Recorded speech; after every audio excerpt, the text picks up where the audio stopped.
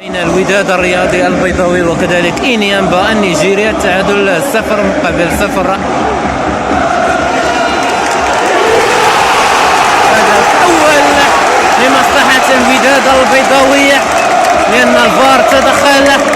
أولى الأهداف بالنسبة للوداد البيضاوي على اعتبار أن الهدف ليس في موقع التسلل.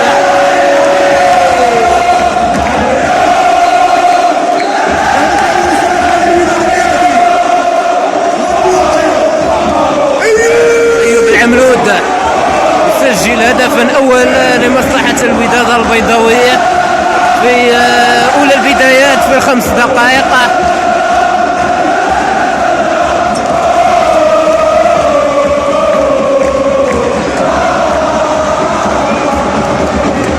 هدف وسليم.